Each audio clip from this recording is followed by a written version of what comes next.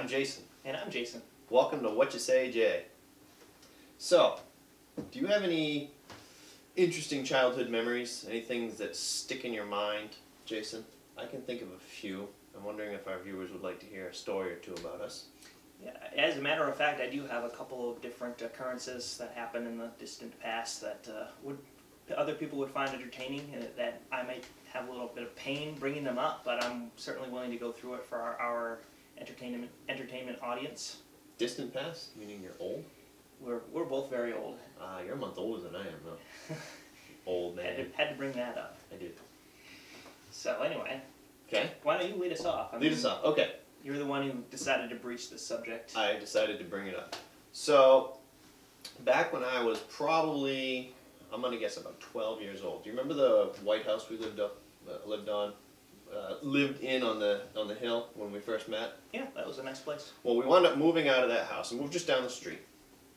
And we had left something in the basement. I don't remember what it was, but my mom said, well, why don't you run back over to the house and to see if you can find it. I thought, no problem, I'll do that. So I went over to the house, and the house was locked. And I got sneaky. So I checked all the windows, and they were all locked. And then I got brave, and I broke a window to get into the house. And I thought for sure I was going to go to jail. I didn't want to tell my parents, but my conscience definitely took hold, and I had to tell my parents. So I told them. They weren't happy, not even a little. I was a criminal. I was my first B&E.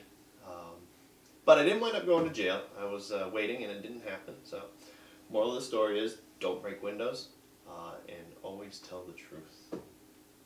That is a good moral. Isn't that a good moral? But the problem is you had no consequences for it, so why is... Well, I'm pretty sure there were consequences. Okay. Yeah. You didn't go to jail, though, I mean... Well, Not even juvie. No. In-house corrections. That could probably be even more... Yeah. Persuasive? I gotcha. Yes. So, yeah. So what do you got? I never heard that story. No, I never told that to anybody, I don't think. So you didn't even cry. You're very brave. I'm stoic. Well, I also have a story that dates back to even further, back to 1988. It's a long time ago. And actually I have the exact date because this one was interesting enough to make the newspaper.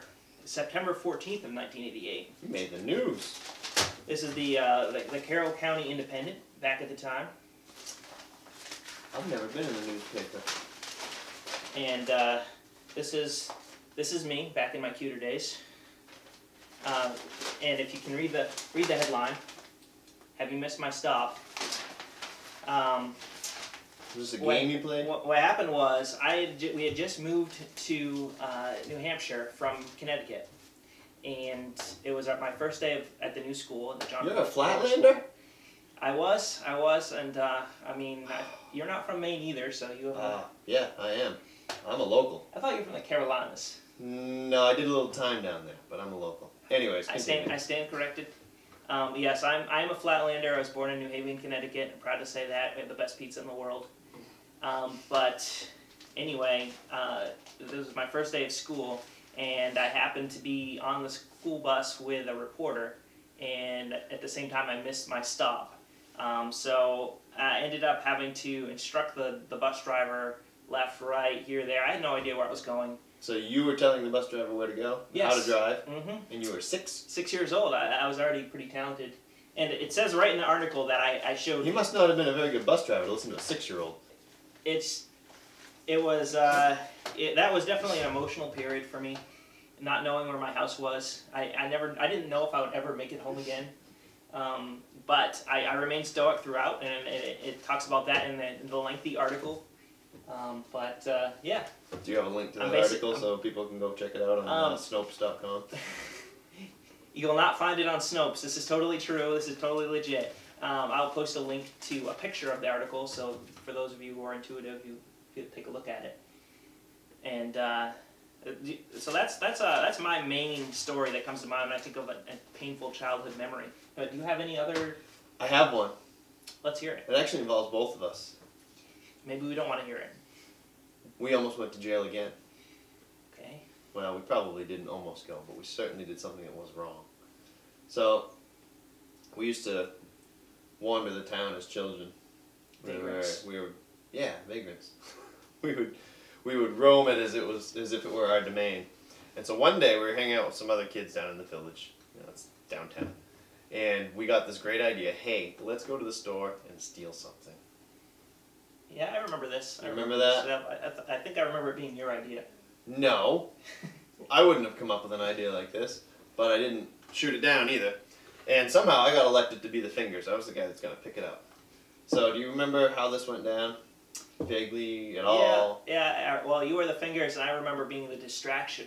If you've ever seen a corny heist movie, everyone has their little part. It's the big con. Yes, it was. So it was my job to ask where the bathroom was, even though we've been coming to this store for years.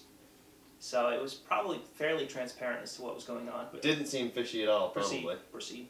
So you asked where the bathroom was. I remember somebody else in the party very theatrically said, I forgot my money. And so as we all kind of just milled around the store and decided to head out, I grabbed a little bit of Starburst off the candy rack and walked out the door. And little to my knowledge, one of the old guys sitting at the counter had heard all this and seen all this and walked out just before we did. And as we walked out the door, we were holding the Starburst with pride in our hand, and the guy walked in and told Bud, the owner of the store, hey, those kids just ripped you off. So we ate our candy, and before we had the chance to get home, phone calls were made to our mothers. Bad news. That was not a good day. No, that's probably even worse than breaking the window. I think it was. Yeah. I think it was. So, stealing and breaking and entering, I'm a hardened criminal. Yeah. Apparently, what's the statute of limitations on this? Are we going to be in trouble for sharing? No. No? Okay. Well, fortunately, that's the worst thing that I can remember doing. So, I think I'm pretty safe. I've mended my ways. I've taught my own children better, I hope. That's good. Do as I say, not as I do kind of thing. Exactly. Have any more? Well, I have one additional story that certainly deserves an honorable mention, but it wasn't. It had nothing to do with breaking the law. But we're at a water park for the first time as a family. And have you ever been to a water park? Yeah, I love water parks. They're fun. Water slides and tubes and wave pools. High-priced, terrible food. Mm. But yeah, wave pools are always good. But I went on one of those slides where you ride a tube down. And this particular one, I think it was at Cascades Water Park or something like that, out in Saco, before it was Splashtown. But, so this is one of those slides where you kind of go down through, and it hits like a serene area, it's like the tube kind of floats along, and then it goes down another section of slide. So somehow I managed to fall off the tube on the first serene area, and that tube went off. When it was going slow, you fell off? When it was going slow, I fell off. I wasn't the most agile child there ever was, and maybe you were just trying to show off and stand on the tube or something. Does that sound better? Yeah, I can go. I was trying to ride it like a cowboy, so I ended up falling off. The tube went off without me. So then I didn't know what to do. It's like my tube's gone.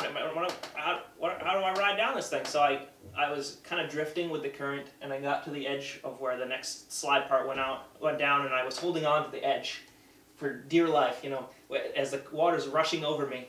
And you can imagine what would happen to a bathing suit in those situations, as the water's rushing down your body. How far did you have to chase it? So, my bathing suit made it all the way to my ankles. And here I am, I'm just envisioning what's going to happen when my parents are waiting at the bottom, and all of a sudden my bathing suit washes out of the tube, out of the slide. And they probably thought you melted when you hit the water. And there's no Jason. Yeah, so, melted.